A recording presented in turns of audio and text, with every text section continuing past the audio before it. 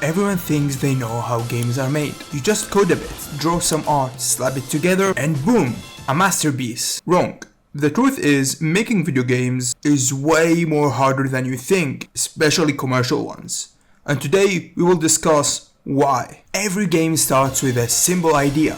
What if we made a cool Metroidvania, or what if combat felt like a rhythm game?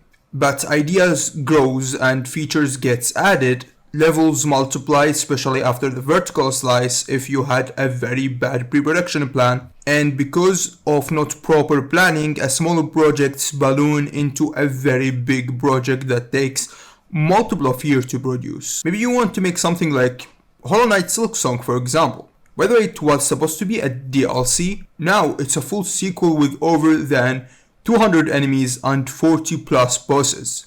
You know, this scale is very large, even for bigger productions. And that's what happens, unfortunately, with the small teams or indie developers when making a game. Bad planning. And by the way, sometimes they could bring something very good like Silksong. But sometimes, and the most of the project unfortunately, gets buried in the ground. No one even knows about them. The hard truth is that we see only the success stories, but not the bad, horrible stories of failure. No one listens to them, no one even talk about their failure. And from my personal experience, unfortunately, bad planning has killed tons and tons of video games of people that came and talked to me throughout the years in my career. So what actually make game development so brutal? Three monsters: programming, art, and game design. Code is invincible, but one bug can collapse the whole game. AI stops working, physics break, save files corrupt. Sometimes fixing one bug creates 10 new ones. Dev call this whack-a-bug, and it's a nightmare. Player sees a polished animation for 2 seconds. That same animation might have taken weeks to rig, skin, and polish. Multiply that by thousands of enemies, attacks, environments, and suddenly art eats up most of the schedule. And as I talk more than one time, one of the most things that take time in development is actually the art. The things related to art direction, the art itself, the animation. These are one of the most resource needed parts of game development, and it's actually what most people fail to do. And the hardest monster of all, game design. Fun, balancing combat, pacing, difficulty, that's invisible work. Nobody notices when it's done right, but everyone complains when it's wrong. And again guys, even video games from big companies that generate millions and have billion users like Clash Royale, for example, from Supercell, still have nerfs and buff updates. The balancing of game design is one of the hardest to near impossible things to nail 100%. Even big games like Elden Ring, AAA games, mobile games, any game, the hardest thing to do is game design. And unfortunately, everyone knows how to code, many people know how to make good art and integrate it, but the thing that many people don't even study is game design, because they think they can make a very good game by just playing video games, which is a very wrong thing. Game design needs to be studied just like programming, just like art. And even if the devs pull all of this off, the pipeline itself work against them. They've got the money, but deadlines and investors demand speed.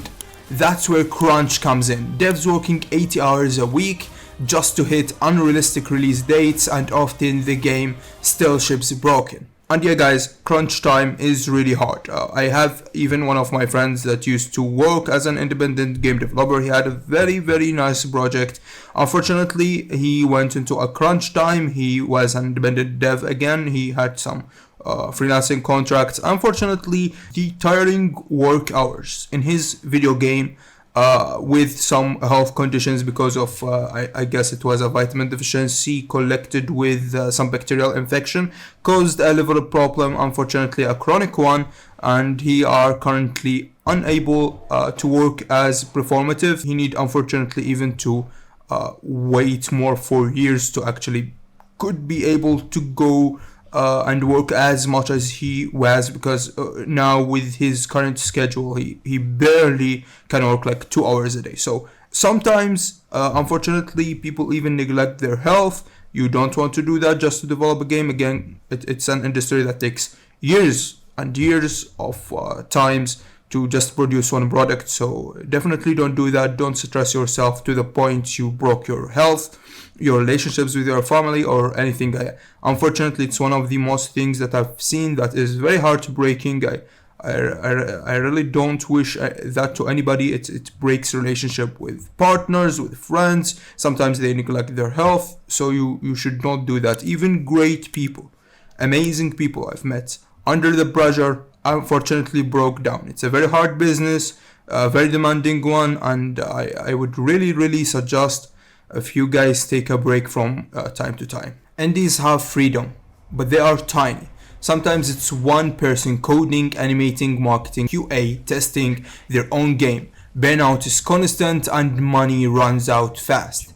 In both cases, the pressure is insane, just in different flavors. But here's the twist. Despite the chaos and all the struggles, people like me and you maybe still making games. With the current situation, the very bad situation of our beloved planet and the humanity itself, I really struggle when I watch political posts and stuff like that, seeing people starve and seeing people in a very bad situation. So you get depressed from time to time seeing this. But one post really, and you go shift to loving the old times, you know. It's a nostalgic thing, not a real thing, but you would get to love the old days when you and your friends in the early 2000s, like playing video games and stuff. So one of the things was when Silksong dropped, and it's actually a very nice thing that I've seen.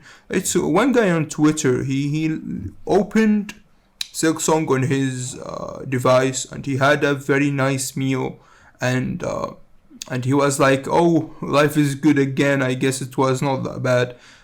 Video games are in the entertaining industry. Unfortunately, it means it's an industry that you make people happy or even have fun after a very stressful day in work, in hearing all of these stories and in stress, complete stress and everything.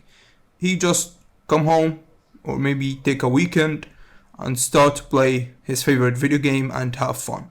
So the entertainment industry, especially game design, is one of the things that really motivate me to continue working, seeing people actually or our products, the stuff we make, actually make people happy, even for a couple of hours. It's a very good thing to do and make you feel very good about yourself and very motivated. And it's actually the thing that motivate me to continue game dev.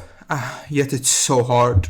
I stress about it, yet I'm very good at it, but it's stressful business. Even the best people in the industry stress about some stuff because it needs a lot of hours to work, and yeah.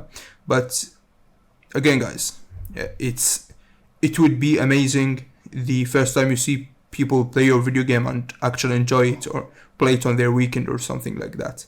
So I hope everyone publishes video games successfully that's watching this video, or even if he just enjoy video games, I hope you enjoy even more video games and have the best luck in your life. Thanks for watching. Definitely don't forget to hit that subscribe button and that bell button. Thanks for watching, and see you in the next episode.